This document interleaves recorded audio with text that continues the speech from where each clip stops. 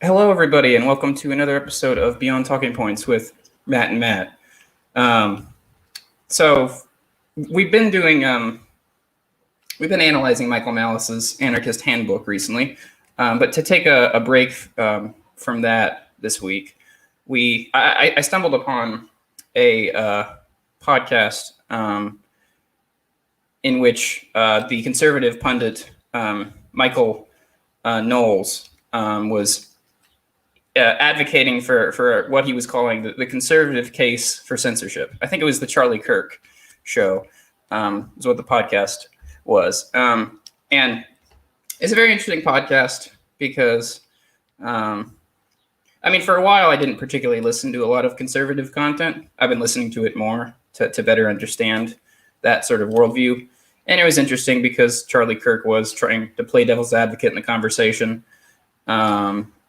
And of course, he made a lot of jokes about, oh, so you're a fascist, ha ha ha. So you're doing what the left does, ha ha ha. But basically, Michael Knowles was saying that if a society wants to, I suppose, preserve certain values, I guess he would say traditional values, there does need to be censorship. There just do need to be limits on, what you can air on television and what you can say and whatnot in certain scenarios. Of course, I think the example he gives was drag queen story hours or something. I don't remember the name of it, but his idea was like, well, these drag queens are reading stories to children.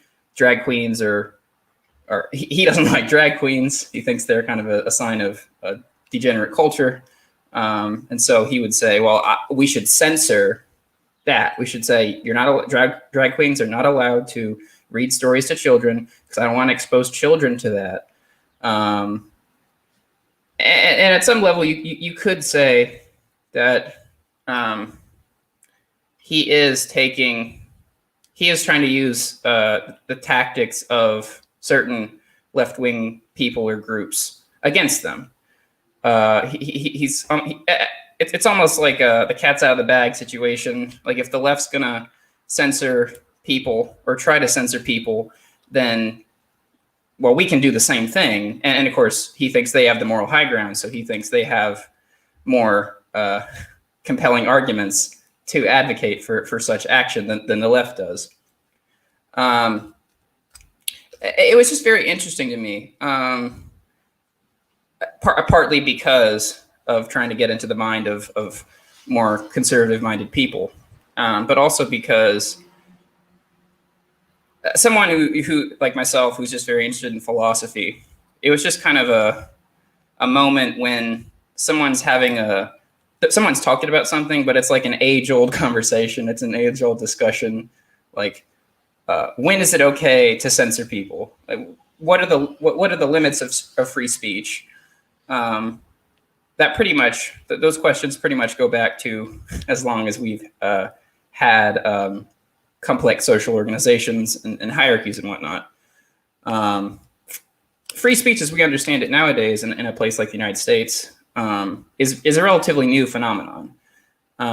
For most of human history, the idea was like, well, no, the social order trumps everybody or trumps everything, particularly kings and particularly the church and the nobility and the royalty and whatnot, the royal families. These things trump everything else. If the king doesn't want you to say something, you shouldn't say it. If the church doesn't want you to say something, you shouldn't say it. That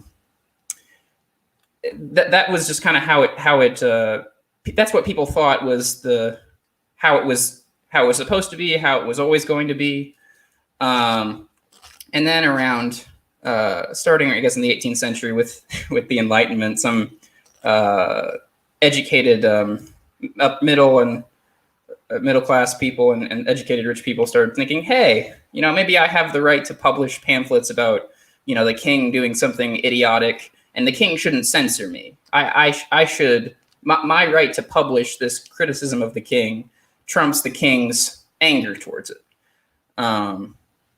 And so because of that cultural shift and a more, and as societies became a bit more democratic, it shifted, and now we do have a relatively, historically at least, a relatively high degree of freedom of speech, at least in countries like the UK, France, the US, Canada, and whatnot.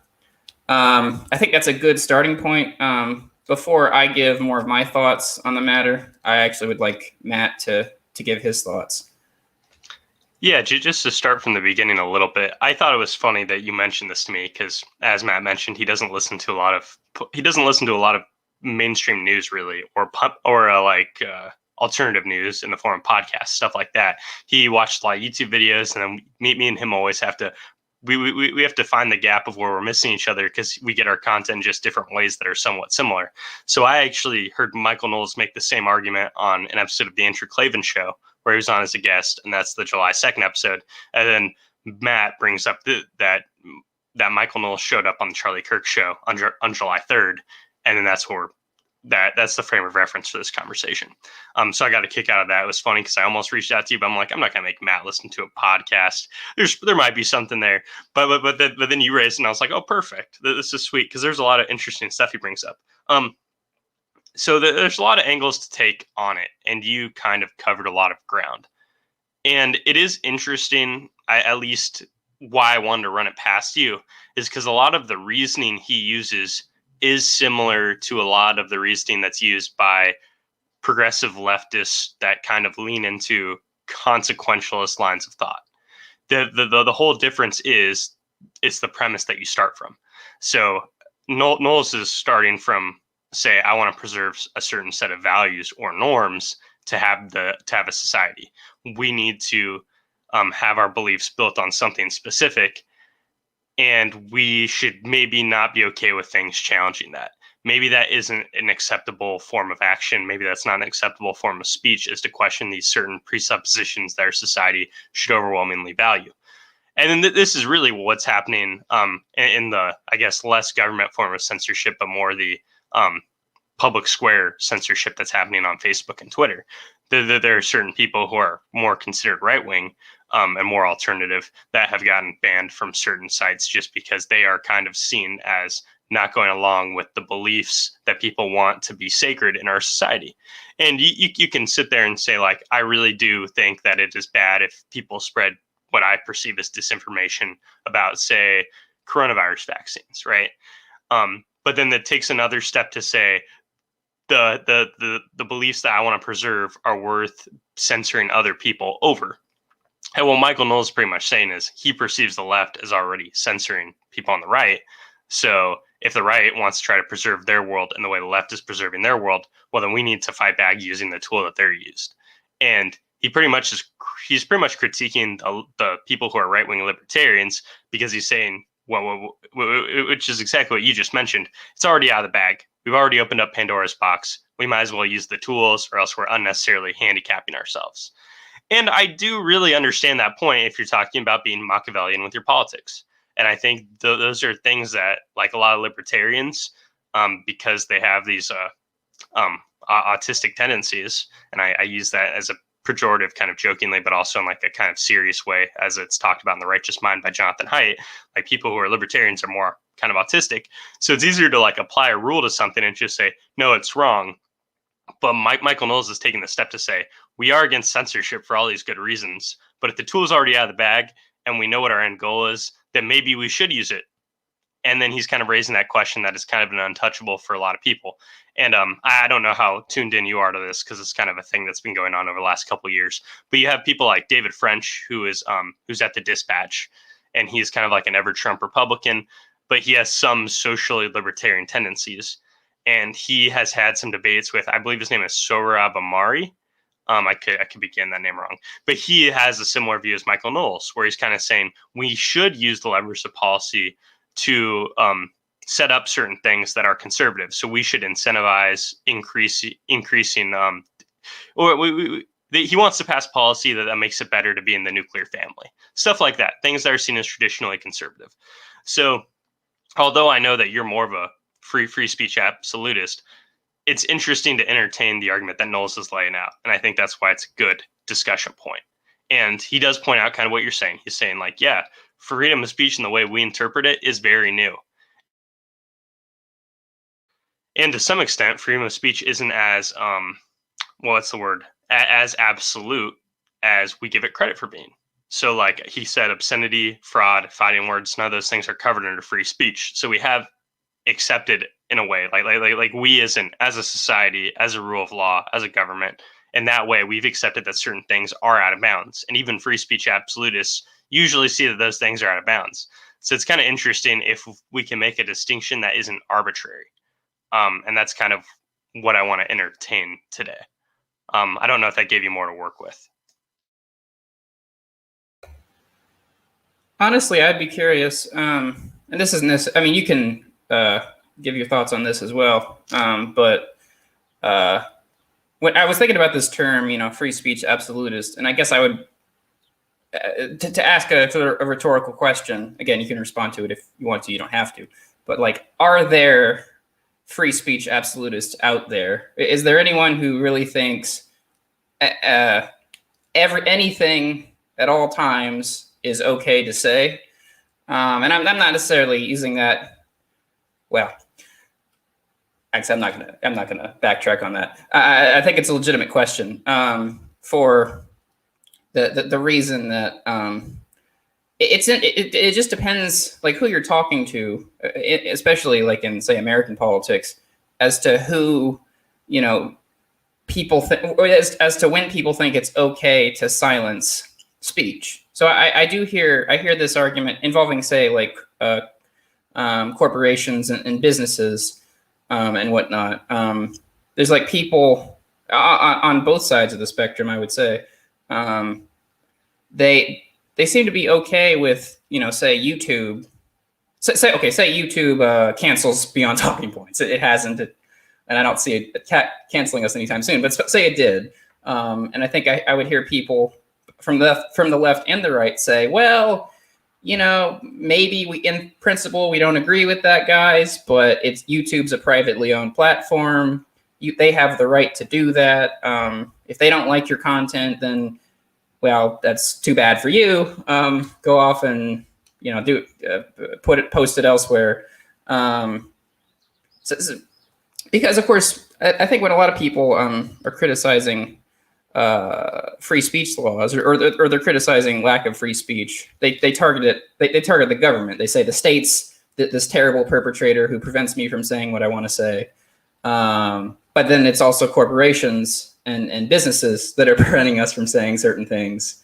Now, of course, in the courtroom, in courtrooms, there's certain things you can't say. Most people accept that. So I guess where I begin, like, thinking about the question is, I'm very interested in, like you said, is there a line we can draw that's not arbitrary? Because it doesn't seem to me that the question is, I think a better question when we're talking about free speech is anything prohibited, or is anything not allowed to be said? Because I'm not comfortable, as a general rule, I'm not comfortable with YouTube telling me what I can say. I'm not comfortable with the state telling me what I can say. I do think we need to be as much of free speech absolutists as we can be, because I do value that exchange. What does Dave Rubin always talk about? The battle of ideas. I do value that battle of ideas. I do value hearing other points of view. I do value hearing points of view that are even reprehensible. I mean, the KKK. In Europe, for example, there's actually fewer free speech laws, or fewer laws protecting freedom of speech. So certain hate groups aren't really allowed to say, they're not really allowed to, like, have a get together and walk down a street calmly, whereas in the US that they're allowed to do that. You can have a KKK rally just walking down your street. I mean, it's not likely to happen very often, but you could have that, and that's legal. And the government's going to say, hey, as long as they're not damaging property, as long as they're not threatening people, that's fine. And I think that's a principle. I mean, as cliche as it's gotten at this point, particularly because I think some ridiculous individuals are the ones that bring this up so much. But I think free speech is one of the most important principles to defend. That's also why I bring up the Enlightenment so much, and I bring up certain activists throughout history so much, because they were defending that. I'm going to avoid the term right because that just gets us bogged down, but in semantics. But that that is something which I think is indispensable. That is something in which I don't want, or that is a value I want my society to cherish. So this raises kind of two things for me. So I'll say the less substantive one in the sense that's less nuanced first, because let's not get as bogged down in it. But I think the less substantive thing to me is the reason why people like me are more averse to government censorship over YouTube censorship is if you look at places like the UK and you have government censorship, that if you break their rules, they either fine you a ton of money or they put you in a cage. And as bad as it could be to get taken off Facebook or Twitter or YouTube, at least you're not locked in a cage taken from your family. So I think that's the main reason why they're. So I think there's legitimacy to broadening out the conversation and saying, like, I'm definitely not a free speech absolutist. I don't think people should be able to walk into the lobby of a movie theater, shout the N-word, and not expect to get kicked out. Right? It's like, no, it's their property. So I'm a private property absolutist, which means it's the people who own the private property should have the say in free speech on their property. But that means I'm opposed to any government regulation of speech. So I just want to get that distinction, I guess, out of the way first. But then to take to the second step, this is where things get tricky, and it's a very pragmatic, in the world we are in today, where we happen to be, what should we do now? And this is something that affects mostly right-wing people. And this is something that Andrew Klavan, who hosted Michael Knowles to talk about this issue, he'll talk about a lot when he talks about big tech. And it's this idea that certain people make I would say it's a poor business move, which is maybe a little harsh because it is hard to do it in another way that's more effective. But a lot of people base their media, brand and industry around social media platforms that they know aren't biased in their direction, which is kind of a bad strategy. There are other things out there, like you and I could be posting our videos on Odyssey. We could be posting all of any social media on Minds and know that we wouldn't get banned, but we'd be dealing with a much smaller base of people. Now, if people like Candace Owens have been going out of their way to push Odyssey and Minds a ton, then there would be a lot more people on those platforms. But I guess what I'm saying is a lot of people are in the situation where they're very vulnerable financially if these big tech companies choose to no longer host their voice. To take it a step further, I don't know if you recall, but there was the whole thing where Sargon, the COD, is that his name? Whatever. You know who I'm talking about. If you either know who I'm talking about or you don't, just by hearing Sargon. He got kicked off Patreon, and that was his main source of revenue. So then instead of using Patreon, a bunch of people started using like a different thing that was essentially the same as Patreon, but they wouldn't they wouldn't ban people. And then the thing is, it's like, okay, well, we got our group that's the anti-Patreon that will host right-wing people. But then guess what? Credit card companies just choose to stop working with certain people. And then it's like, okay, well, even if these people have their own website where they're taking direct payments, now they can't get paid with Visa cards anymore. So, like, fortunately, we now live in a world where you can get paid with cryptocurrency pretty easily. We also live in a world where every government, well, not every government, because there are some like El Salvador that's making strides up with Bitcoin. But we're living in a world where now China is trying to crack down on cryptocurrency, and the U.S. has implied that crypto can only be used for crime and is kind of an evil thing. That's something that's been kind of blowing up the headlines lately. So it's not just like, it's easy for me to say private property reigns supreme, but I do have to reconcile that with the fact that there are people who are getting not only demonetized from YouTube, but also because of their opinions, they also can't get financial transactions. And the only means that they can get paid right now might be something that doesn't exist in 5 years if the government finds an effective way to crack down on crypto. I don't think the government will be able to do that, but that's kind of aside the point. So if I'm reckoning with the present moment in which we live, and taking it as an incrementalist that has to do something given the constraints, it is a really tricky issue to just say, yeah, YouTube and these credit card companies should just be able to cut off all money to these people. Like, even though they're people I don't really like, that's not a good thing. And the culture that goes into that of wanting to break somebody down, not because of their actions, but because of it, for only the reason of words they say, and then their kind of stupid opinions, like that's a little extreme. That isn't a culture of I'm going to beat your ideas with my ideas. It's a culture of I don't like your ideas, so I'm going to take away all the ways you can make money in the media sense, even though a lot of people like what you have to say. That's kind of scary, and that's kind of like what's happened to people like Alex Jones. And even though I don't watch a lot of Alex Jones or like a lot of Alex Jones, I still don't think that's a good thing. So it's tricky. It's tricky. And I think this goes with what we're saying about how it is kind of arbitrary. But it's because it's so muddy right now, at least in the world 2021 in the United States. Well, I'm not sure. I guess I mean I see why you'd say it's muddier now, but I mean I don't really know if there's a way to ever have a easy solution to the free speech question. I'm and that's not to say I just like, stamp my opinion on it or stamp my version of it on everything and have everyone submit to my beliefs, but it might be worth acknowledging that I'm not sure we'll ever make everybody happy with whatever line we draw on the question. I mean, obviously, of course, I think I agree with you that it's alarming for platforms such as YouTube to cancel people or Patreon or these various companies. Well, I guess if I may add a slight caveat, I also think a lot of left wing people who in the left wing who aren't in the establishment left wing, they're also struggling on places like YouTube. YouTube is trying to shy away from their content as well, for example. So I just to be clear, it's not a situation where like only poor right wing YouTubers who make obscene jokes that are getting, canceled. It's a lot of people who are who have different opinions to varying degrees. But this is why I find someone like Tucker Carlson to be an interesting figure.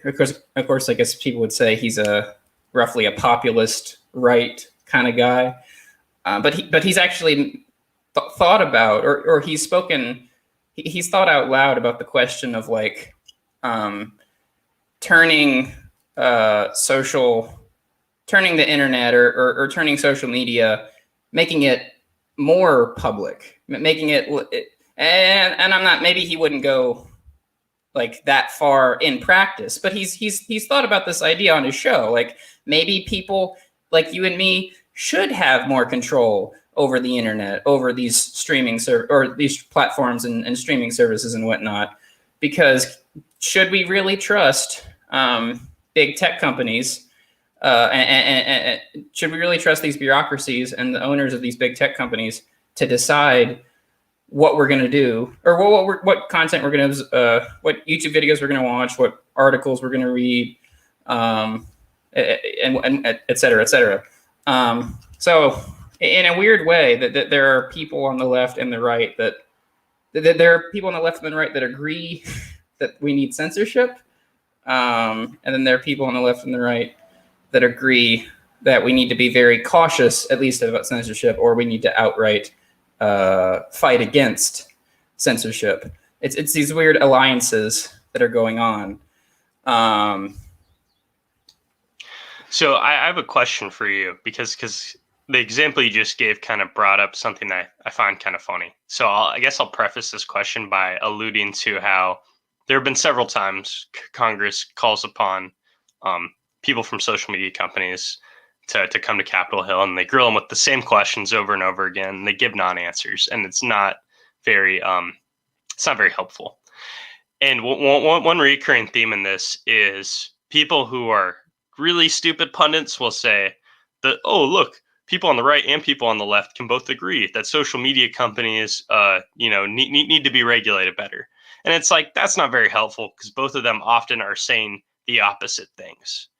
And you can draw a distinction between the people on the left in Congress and the people on, who are influencers on the left, or people who are like far left. I guess I put that in quotes because I don't think it's a great term. But people like Jimmy Dore, should not be lumped in with this people I'm talking about. But people like Elizabeth Warren, they're all actually they're all making this argument that is almost more. I don't want to say it's conservative, but it's the anti-free speech, I guess, in the way that we're talking about it, in the sense that they'll say, social media companies, we can't believe that you let Donald Trump be on this platform for so long. You let misinformation spread more wildly. And then you have the right wingers say the other thing, which is like, social media companies, we don't care about your private property rights. We want you to allow more voices. You're banning too many people and you're shadow banning too many people.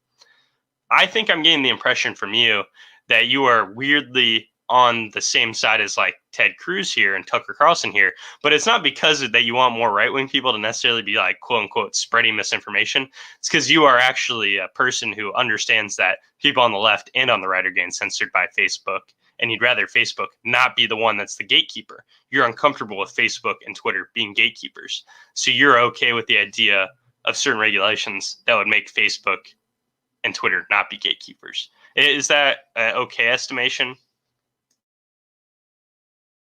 I would say that is a fair estimation of my opinion. As long as you add that I am still also uncomfortable when the government attempts to do censorship as well. It's not just I'm not just targeting Twitter and Facebook and YouTube.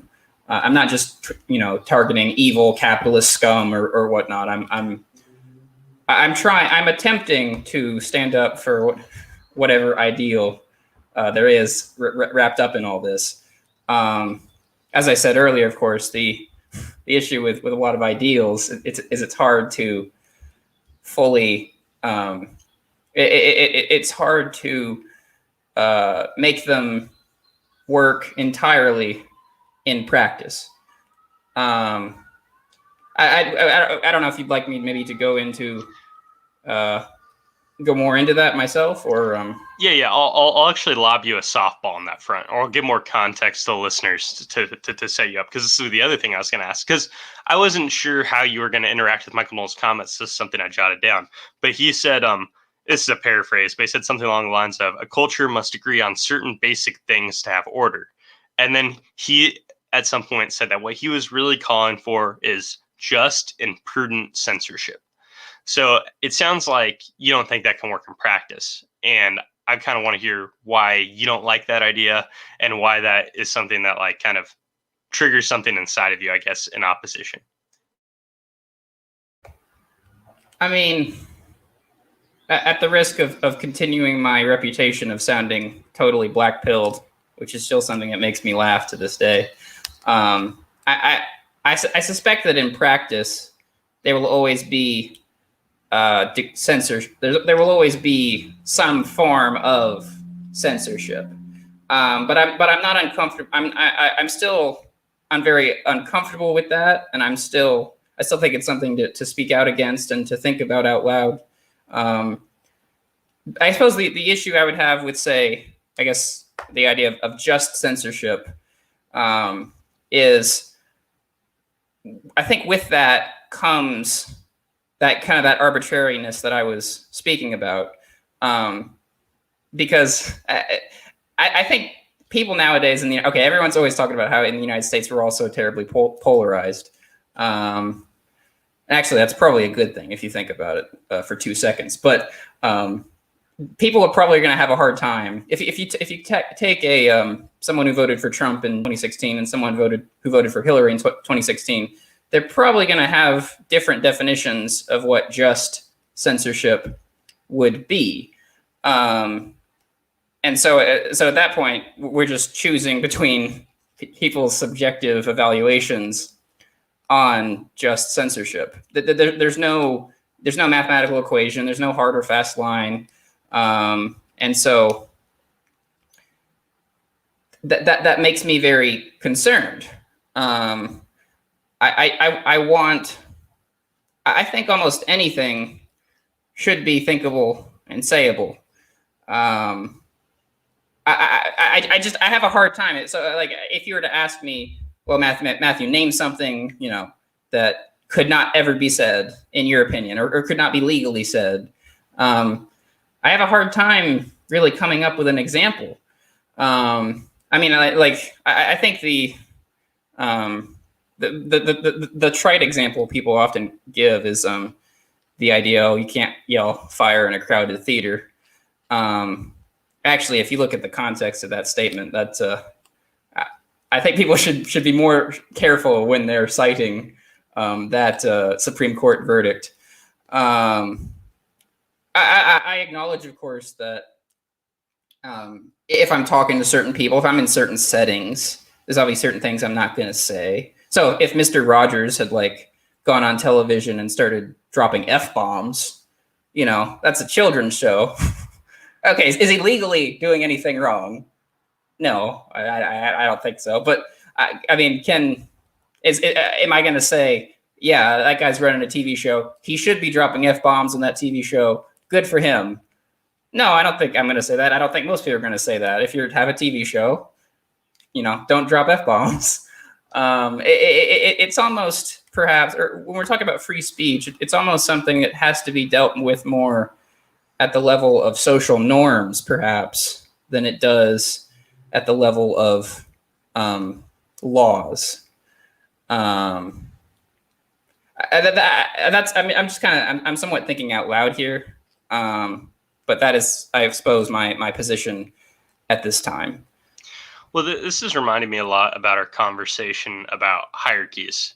And it's because we were having the conversation about what hierarchies are legitimate and what hierarchies are illegitimate. And then, as I mentioned a few weeks ago, when we started talking about the Anarchist Handbook, I found the very, I guess, in a way, valid reason why historically people who'd call themselves anarchists, or what I would now refer to generally as left-wing anarchists, don't think I would be considered an anarchist. And it's because the idea that I still think some hierarchies are legitimate. So we're kind of saying, here's the gray area. Free speech in the way the government would enforce censorship, things like that, seem to be mostly illegitimate because you're penalizing somebody through government force and through the government's discretion on what they chose to say. And then you and I can both suss out, well, like, when is it okay to hold people accountable for their speech, and what are the repercussions? Because if Mr. Rogers went on TV, right? He's on TV. Your kids are watching. He starts dropping F-bombs. Like, a lot of people are going to be really mad at Mr. Rogers, and Mr. Rogers is going to lose his job. But none of us think Mr. Rogers should go to prison for 10 years. And it's really hard to justify sending Mr. Rogers to prison for 10 years, even if we all think he just said a lot of bad words you shouldn't say in front of kids. So it is this area where it's like, not only is it more legitimate because the people deciding it are like inherently more robust, right? It's more like the people who are watching the show, the people whose kids watch the show. It's more the people who are like, I don't want to say victimized by language, but it is the people who are like, who were upset by it are more likely to have a say in it than it is the government just saying anything in category F is now a misdemeanor offense, and you have to show up in a trial, and we have to litigate that. It's more personable, but it's also like, and the penalty for Mr. Rogers is never going to be more than losing your job. And getting your career messed up is really bad, but it's also not the same as like having to explain to an employer why you're in prison for 3 years.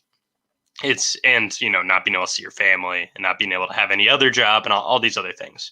So we've at least sussed out that like that much is valid. And although that can seem like it's still a vague category, I think it is okay to be arbitrary whenever the stakes are lower, it's okay to be more arbitrary about things. I think that's like a pretty good rule of thumb.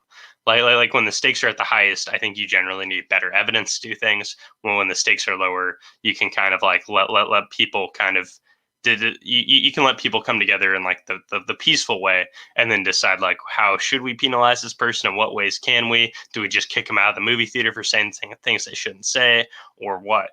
Or it's like, oh, an artist made a movie, and even though it's a big name artist, we don't really want to show it because there's a lot of obscene scenes in it. It's like, okay, well, then that movie theater can say we're not going to show it. And I'm generally okay with that.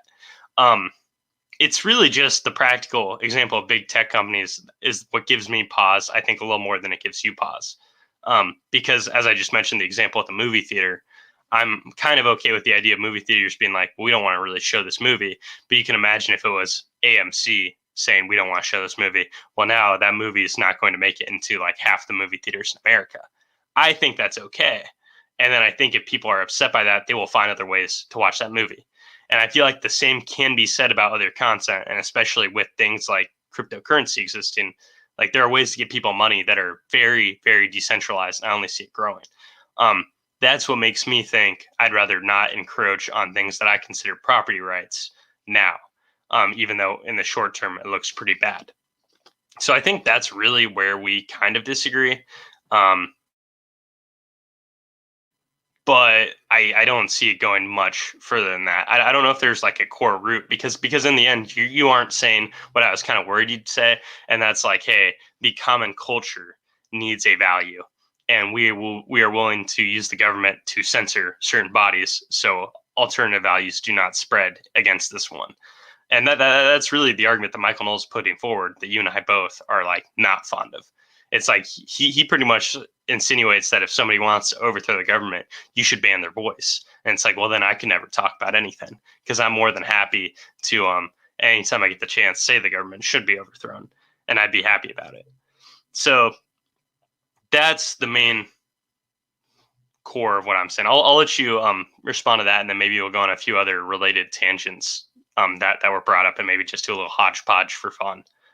But yeah, feel free to give some closing thoughts on that. Actually, I want to ask you a quick question just to make sure I understood you. Then I'll give you my closing thoughts. So, going back to Sargon being banned from Patreon, is your position then that like you disagree with that verdict? Like you think that's wrong, but you can't really, based on the idea of property rights, you can't prevent that from happening. You just think that's an immoral act.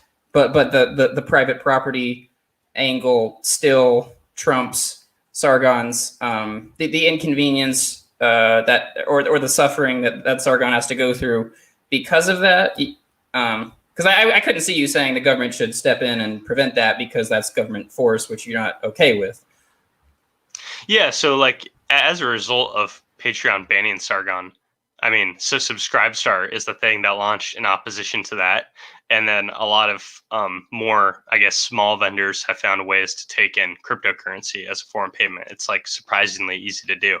So like as bad as that was for Sargon, and I'm going to do the quick victim blaming thing where I'm going to say to Sargon, like, I know that sucked and was really bad for him, but like you really shouldn't build a business around being edgy by using companies that you don't really know their values. And that's your main income stream. So like, and this is why Tom Woods is mostly paid in a very decentralized way. And he's like more ANCAP leaning. And this is why Dave Rubin started his website Locals, is so people don't get banned. So it's like, although I think it was bad what Patreon did, I think Patreon has the right to do it. And I think because of them doing that, this has increased both like the interest and the need for things like Subscribestar, the whole use of crypto for smaller people, and Dave Rubin's website. So it's like, yeah, like Patreon was bad for doing that. Patreon also lost a ton of business for doing that. So I think it worked out how it should work out, even though it's easy to say it didn't work out perfect. Therefore, we should have the government come in. It's like, that's not the answer. All right. That was a clarifying answer. So thank you for that. So actually, I suppose like if I, as I occasionally do when we're on this podcast, if I put on my historian hat and I analyze Michael Knowles' statement about, oh, we need certain values in order for cultures to function, I suppose I would say, yeah, I think that evidence probably is empirically, I think you could probably build a good empirical case for that. But I don't take that so far as to say, therefore, big tech companies or the government need to censor someone for advocating for Marxist revolution, let's say. That person can advocate for Marxist revolution. Is that, I guess at some level, is that destabilizing the social order? Yeah, it probably is. But I think that's that kind of gets into the other point I have. There's actually this phrase, words are violence. Of course, people hear that like, oh my goodness, that's people, you know, they go around the bend and like writing articles and YouTube videos. Words aren't violence. Violence is when I punch you in the face. Violence is when I kick you in the groin. Words are not violence. And I mean, at some level, I'm willing to say, I mean, if we broaden out the definition of violence here for a second, which I know most people aren't comfortable with, but I'm willing to say words are violence, but that's okay. I'm willing to say words are extremely powerful. Words can cause a lot of pain. Words can cause a lot of suffering. Words are not like the sticks and stones may break my bones, but words may never hurt me. Yeah, that's not true. Everyone knows that's not true. If Matt, you know, if next episode we start recording and Matt starts screaming at me, it's like, yeah, I'm not gonna be, you know, sitting there with a smile on my face being like, yeah, Matt, you're not affecting me whatsoever. I'll probably be a little upset, a little hurt, a little annoyed. Maybe I'll start yelling back at him, you know. But that's okay. That's a necessary. The words are powerful, and they can also cause people harm. But I think that's a necessary evil, so to speak. That doesn't mean you should say anything at any time. But I don't think we can say, oh, you hurt my feelings. I don't think the reasoning of you hurt my feelings, therefore don't say that. That's not an argument. You're just saying I hurt your feelings. And if I say something, you say, you know, if someone says, oh, you hurt my feelings, I'm like, well, I'm sorry if I hurt your feelings, but that's too bad. Your feelings don't trump, say, my right to hear other points of view, or my right to, if I may use the word right, to spread my point of view, to put my point of view out there. You know, so I don't really want to go down what the definition of violence there, but I did want to make it clear that I'm not saying words have no power. I just think the negative influence of words is not a good argument against freedom of expression. I'm going to push back on something a little bit because I'm curious if you'll come to a similar conclusion that I come to if I push you on it. So what you just said is actually something that I know Michael Knowles doesn't overtly agree with, but the point you get to in there is pretty much something Michael Knowles is saying in that interview. And it's something along the lines of how he pretty much addressed the criticism that if you are using the government to talk about speech, you are, quote unquote, like using legislation on morality. So you're making legislation on the basis of morality. And he kind of says like, well, that's dumb because all legislation is morality. You're always legislating morality anytime you pass a law. And the way that you broadened out the word violence there is kind of what puts it on the table to be legislated in a way. And that's kind of what Michael Knowles is doing. He's kind of saying like the reason why we should be willing to censor certain ideas is they are so bad that they make our world unstable and our world is worth preserving.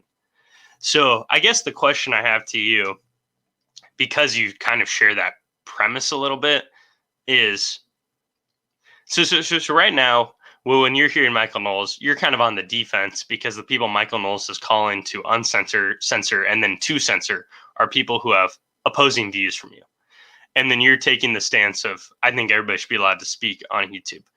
But like knowing your political priors and your political views and the world you want us to be in, if you did have access to this lever of power and using this lever of power would get you closer to the world you wanted, would you pull that lever? I don't know if that's clear in the way I'm saying it, but I think that's kind of a question I'm curious on getting an answer for. That's a doozy of a question. So I need to tread carefully here. Well, I could take the Jordan Peterson approach. You know, he says that we'd all be Nazis. So I could be like, well, if I had all that power, I'd become corrupt and probably end up doing all kinds of terrible things, including that. If I had my moral principles intact, I think I would have to say that I would not pull that lever, even if pulling that lever and censoring people I disagree with would lead to, what I think would be an ideal world, or what I would think would be a better world. Because it's not really about me here. It's not really about my opinion so much as it is about people being allowed to debate opinions, people being allowed to discuss these things. I'm not a dictator. I'm not for just one person coming in and smashing everything, and just imposing their worldview on everything. I mean, Napoleon was a pretty, all things considered, he's actually a pretty good guy. He did a lot of great things. But that doesn't do I think his, it was or what I support. If I had been around at that time, would I have supported one man coming on the scene and then crowning himself emperor and just trying to conquer everything? Again, morally speaking, I don't think I can accept that. Even if I thought the Napoleonic Code is a good law system, let's say. This is one of those issues where I am more, I guess, other buzzwords we use in this podcast are deontological and consequentialist. But when it comes to free speech, I'm definitely more on the deontological end. Okay, that's interesting, and I think that's a similar answer to what I would give too. So I'm content with that, and I thought that's where you'd go with it. Now I have a similar, I guess, question. I'm not sure if it'll get anywhere, but I just want to posit it because it's in my head, and I don't want to regret not asking or running it by you. Okay, so there's an idea I was having where we have to. I guess we have to. We have to draw a lot of qualifications to set up the bounds of this game. Maybe a good example is, I know you haven't had a corporate job, but I've had many corporate jobs. And in corporate jobs, you get these emails about that are essentially modern day establishment left wing talking points. So like, I know there's the whole meme about how in June of this year, like if you went on Raytheon or really any big name companies thing, their logos in rainbow colors, because all of these big corporations have co-opted, the language of LGBTQIA plus pride. So you have all these companies. If you work at them, they'll send long emails that are essentially all based in this in praise in the same way people on CNN talk about pride. And it's not that it's something that is, I guess, offensive to people that are kind of moderate or on the right. It's more of just like, dude, why do I care about this? Like, I don't need to celebrate it. I'm at work. Why am I getting these emails? Similar things have happened in other cultural movements that are more race-based in the last couple of years. And it creates this kind of stigma where it's not just enough to be indifferent about it. You have to be like, if you're going to say anything at all, it has to be overtly praising said movements. And it's made any language at work like increasingly hostile, even though kind of the rule of thumb has been try not to talk politics at work. So I guess what I'm saying is, when Michael Knowles shows up and he's starting talking about how in a lot of ways right-wing speech is censored, he's kind of hinting at what I just laid out. People who work at jobs that are remotely right-wing see this stuff and they're like, dude, can I not get these types of emails? Now I can never talk about politics ever because I'm afraid that somebody who's above me might disagree and then I'll like not get a raise or a promotion. Or people are just going to hate me now because they painted the default as we celebrate these certain months or days very highly and you will deal with it. So I guess the idea I'm trying to lay out is, if intervention to, like, in quotes, legislate speech leads to some censorship in the short term, but it leads to an increase of freedom of speech in the long term, in the sense that now people are more comfortable with having open discussions about things because people aren't afraid to say at work, to say, well, I'm cool with BLM, but I'm not cool with when they destroyed my neighbor's house. Like, you can't really say that, even though that sounds stupid to say. But there are plenty of situations where like companies have town halls about like George Floyd. And if you say anything that isn't like overtly the line, like that is not okay. You're going to hear some feedback about how you made people uncomfortable, because the people who are like on that far end of the past the Overton window on the other side are like empowered by the default looking a certain way. So it's like, if you could censor in the short term to like remove that default, would you have a more moderate ground that people feel more okay sharing opinions that are maybe slightly right wing instead of towing that line? So it's like, could a slight amount of, say, censorship or a slight amount of like, I guess, government intervention in the speech market lead to future freedom of speech in like the medium term? I think that's the kind of thing I wanted to pose to you as, I guess, a thought experiment. And I guess I would predicate on it, if you knew it would work that way, would you pull the lever? Because I guess if that would work in practice is a separate question. But I think this is like the steel man of, is it truly deontological or not? It's bad form to answer a question with a question, but I just need to make sure. So is the censorship coming from the government saying to companies, you can't send around these emails, you can't try to talk about these, I guess, left-wing cultural war stuff. You can't talk about this left-wing cultural war stuff because you're making a hostile work environment. And if the government censors that, then it leads to less hostile work environments. It leads to people being allowed to talk more openly to their coworkers and whatnot. And so is that censorship okay? Mm-hmm. That's exactly 100% what I'm trying to postulate. Yeah. Okay. So I'm probably not going to give a great answer. So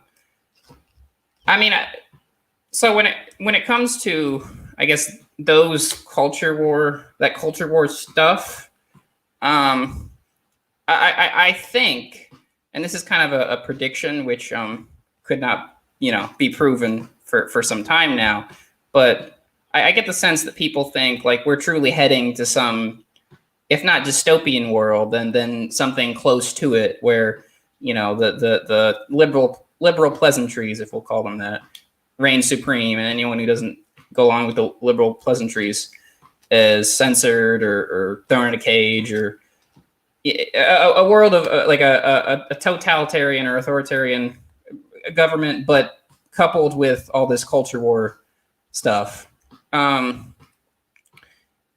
I guess I have this suspicion that the culture war position, a lot of this culture war stuff, even the stuff that a lot of the left talks about, I just think it's such a weak position that I don't see it doing the long-term harm that some people think it will. So when Eric Weinstein calls the Democratic Party a Maoist party, when I criticize him on that, I'm not trying to do the cheap shot of like, hey, dude, he's not literally Maoist. Look at the dictionary. Like, yeah, that's a silly point. That's so silly. I wouldn't even say it out loud, or shouldn't have to. But I'm making the point that I don't think a cultural revolution like scenario is what all this stuff is leading to.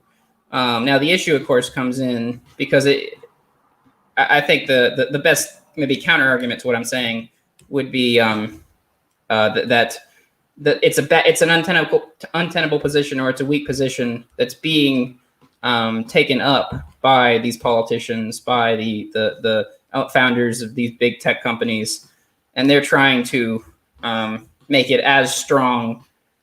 They're trying to make as strong of a case as they possibly can on the matter. I guess I'm just too optimistic here. I just don't even think the government and the big tech companies are going to end up. I think there are too many people who are coming out against this. I think there are too many people. I think the right wing culture war stuff is probably about as powerful at this point. Not in the sense of you have memos about it, but I think there's enough people on, in the National Review or on YouTube or whatnot, plenty of people in the media who are like coming out saying this memo, at this office is garbage, and it has this, they talk about intersectionality, get that blankety blank stuff out of the memo. Should we censor that memo? I don't think you can censor that memo either, really. Again, I think I would advocate, if I were in these companies, if I were sticking to my moral principles, I think I would attempt to try to advocate for a more friendly work environment. I guess I can't. So basically, I guess kind of what you're saying is, can we fight censorship with censorship? And I guess what I'm saying is, I'm not really even comfortable with that. I'm not even comfortable with saying this social justice warrior stuff is so bad. It is so bad that we have to censor it, even if it's in a business memo. It's like it's stupid. It's ridiculous. I don't think it needs to be in those business memos. But even they technically have a right to say these things and do these things.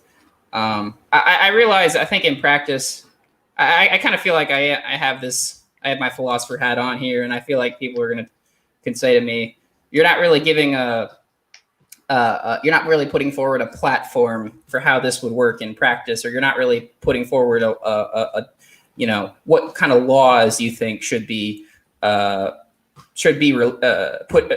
passed related to these matters.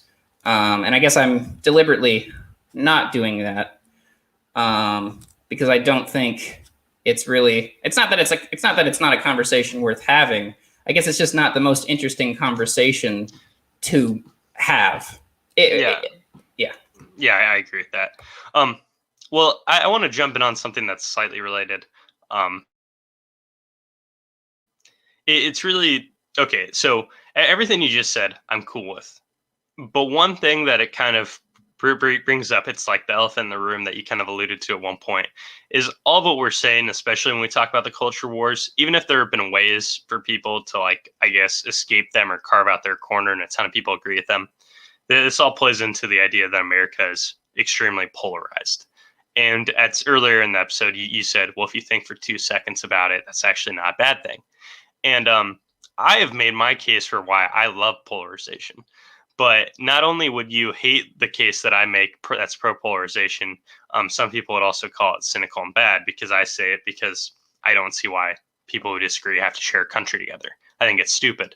And I think polarization plays into how there's no reason why you and I should be legislating over each other if we have the opposite values, right? But I know you don't really share that view because you're not the one who's generally calling for secession. Although we've kind of made some jokes off air that might show that we're maybe more on the same page there than the people might suspect. So I just want to hear a little bit more on why you're pro-polarization. I think there's like a very simple reason why I could see you saying that, but I kind of want to hear you out and not, I guess, impose on. I don't want to superimpose it. I want to hear it from you.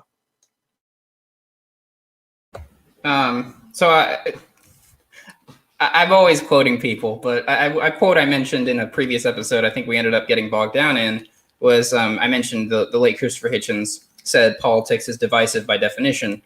But I think I bring up that quote again because I don't mean it I don't think he meant it in the sense that the two-party system divides people, or like the smear campaigns that, like, terrible, commercials during an election season try to paint the other person as a monster. I don't think that's really what he was referring to. What he was referring to was political questions they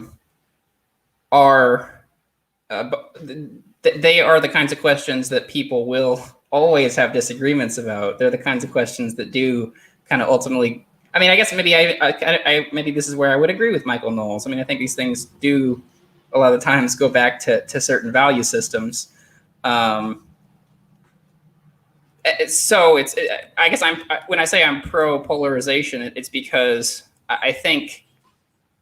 So I think actually it's like, okay, in the 1950s, say post World War II, when things were pretty, let's say, stable-ish. I mean, obviously there was problems. There was still racism going on.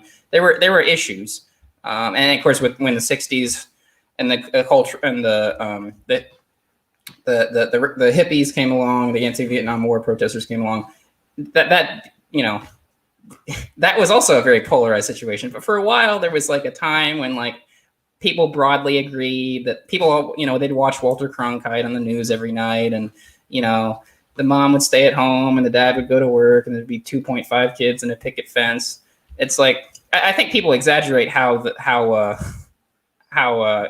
much people agreed, but there was, I think, more agreement, say, about how the kind of what is American, say, or what the American way of life is than there is now.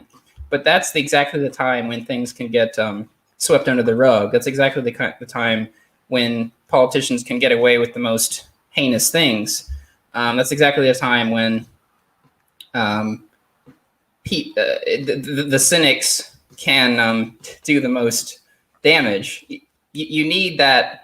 I think you need the polarization for these things to be out in the open. You need polarization because it allows for that battle of ideas that I was that the phrase I was kind of laughing at earlier. It's also, I mean, it can, I guess it maybe where I might disagree with you slightly is I think it can be a scary time in the sense that I don't think the situation that we find ourselves in politically, I think it could get worse. And the polarization might play into that. Again, going back to the government and the tech companies kind of using social justice warrior rhetoric for their own ends, even if they don't believe it. And that's why I like the internet so much. I mean, it does allow me to hear so many different points of view. It does allow me to tune in to Ben Shapiro, Tom Woods, Crystal and Sagar, Kyle Kulinski, Morning Joe, all these people I can tune into. So it's the exact time when you can fight for your values. It's the exact time you can fight for what is right. But I guess to add really quickly to I guess an earlier point I was making. I do think so. When I was bringing up the words or violence thing, I was sort of using that partly, I guess, for rhetorical purposes. I was trying to, I'm trying to kind of like wake up a lot of these liberals, let's say, from their dogmatic slumber. I'm trying to get these, liberal politicians or liberal commentators to stop saying all the nice things and then bring up the things that they're actually hiding under the rug. Ironically, conservatives, there seem to be more pro-polarization, and in that sense, I think they're more honest. I think the liberals in this country are the ones who are more likely to hide what they're believing, what they actually believe, particularly liberal politicians. And so I'm saying, cut that stuff out. Be honest about any of these number of issues. Don't just say talking points. Don't just say nice things, because you're actually masking what you truly believe, and perhaps what you truly believe. It might still be worth fighting for. It's just not a pleasant thing to say in this. It's something that might tank your political career because the average American might have a bias this way or that way. Well, I think that raises a whole slew of questions about what politicians should do. And that's something that I'm more, I guess, open on, at least lately, in the sense that there are plenty of things I could ding Thomas Massey on in terms of having bad takes. But if he has to have those bad takes to have good takes, then I'm okay with it. And frankly, being in opposition of everything, it might not get him anywhere, and he might be more likely to be effective in the direction I want him to be effective in if he does do some things I'm against in the meantime. And I think that's something that people are really quick to rule out because it's a really impossible Machiavellian calculus that we can't do with the information we have. So that's a little bit of my thoughts on there, at least when we're talking about those people. But when you're talking about, like, I guess, commentators, I don't see any reason why commentators, like, I guess even you or I, there's no reason for us to hedge what we think. There's no reason for us to put it in nice ways. If our whole point is to get our views across and put it in the blunt way in which we think those views should be conveyed, then, like, we should be. There's no reason to, like, mask why. Like this is why I can get upset with even Ben Shapiro, because there are some times where Ben Shapiro said things that he's literally quoted Ludwig von Mises on his show before. It's very rare, but he's done it at least once. He's cited things that are pretty much essentially saying taxation is theft, at least most of the time. And then every now and then he'll talk about some policy in the most monotone voice as if he hasn't implied taxation is theft like 1,000 times. And it's like, hey, if you actually believe these other things you've said, you should be pissed about this. And you're not. And it means you either don't think that this thing is theft, or it means, like, you're just trying to be pragmatic about it, but there's no reason why you should be, because you're not a person who needs to get elected and reelected, and your base are right-wing listeners. Right-wing listeners like it when you say things that are right-wing. You don't need to be moderate with them. So that's a whole thing. I think the polarization part, though, I guess maybe I kind of hear what you're saying as saying polarization is inevitable in politics because people disagree. And that's like a fair take, because I'm the one who I often have said something along the lines of politics is inherently divisive, which is part of why I think politics is so evil, especially because I don't find it a necessary evil. I don't think it's necessary. But I think that's part of why politics is so evil. By putting a power source, it makes people who have different worldviews fight over that power source. That's why I think politics is the problem that creates the division. And I agree with what you're saying historically about how people were still polarized, and a lot of the times we envision them not being polarized. It's just, I think there are some cases by institutionalists that I would be sympathetic to if I cared about the institutions they were defending. And maybe why I'm unsatisfied with your answer is because I don't think you're necessarily reconciling the ways that polarization causes, say, like huge losses of faith in United States institutions. And I know you're skeptical of government, but you also don't want the government to be like taken down, or you don't want the government to be, have certain institutions that lack support. You don't want them to be disbanded in the next 2 months. So I get what you were saying, but I don't know if that necessarily follows like, therefore, in your worldview, polarization's good. But I also don't want to speak for your worldview. So if maybe you want to give a brief, maybe minute on that before we wrap up, I'd be cool with it. But that's really my only outstanding question on this bit. We covered a lot of ground, and I'm pretty happy with it. Well, okay, we're talking about this whole episode has been about free speech. So let me. This is my time to be put on the FBI watch list. Just kidding, I'm already on there. I mean, I don't think revolution is something that's really going to be practical at this time. But I do have to say, actually, I'm becoming less and less sympathetic with the U.S. government, and I do think that you can't really. I do think it is pretty much rotten to the core. I don't think it can be reformed. I do think we would have to begin again somehow. Yeah, and that's not me advocating violence. That's not me advocating we overthrow the government tomorrow. Just because I don't think it's. I don't think that would work right now. And I guess that would be our fundamental disagreement then. But that's not me. So I guess I'm okay. I am increasingly more okay with people being discontent with even these various institutions, because I think we have to get out of the practical. We have to get out this of the cage that practical politics has put us in. We have to expand our mind. So I used to talk about a lot, and I used to argue from within that cage. And I'm saying it's time I step out of that cage. It's time we all step out of that cage and try to think about things in a different way. That doesn't just involve institutions and current laws in the books, and doesn't involve, getting this person elected to Senate, getting this person elected to president. In fact, I'll even go so far as to say it doesn't matter who's president at this point. It doesn't matter if it's Trump, Hillary, Biden, Bush.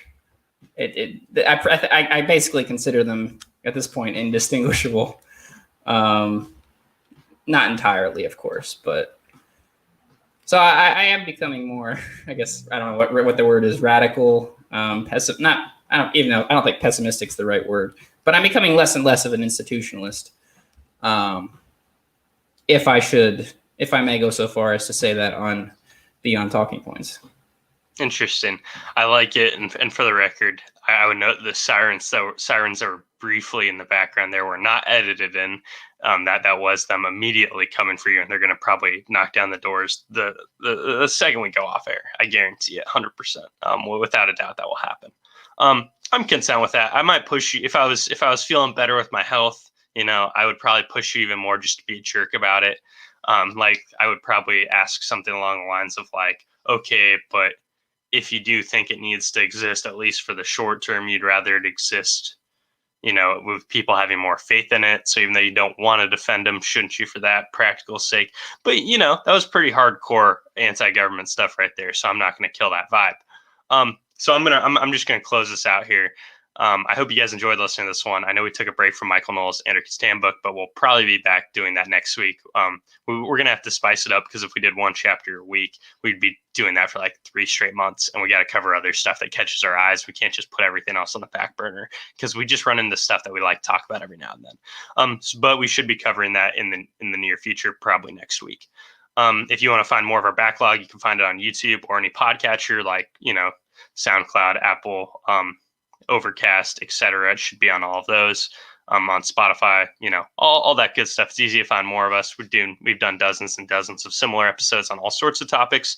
Also on YouTube, where you can see our lovely faces as we argue or at least try to talk over each other or something of that extent. You can also find more of Matt's content on YouTube at The Anti-Philosopher. He does, other types of commentary that is not impeded by me constantly pestering him with other questions. Sometimes he reacts to, other types of media, or at least goes on tangents about things, and not tangents in a negative way, tangents in a good way. Because my whole thing where you can find me is at the Opay podcast, and I've taken a little break there, but it was pretty much me going off and going on tangents for about half hour on all sorts of topics. So that's where you can find our content. And yeah, I think that's it. So for now, sign off. It's Matt and Matt. Thank you.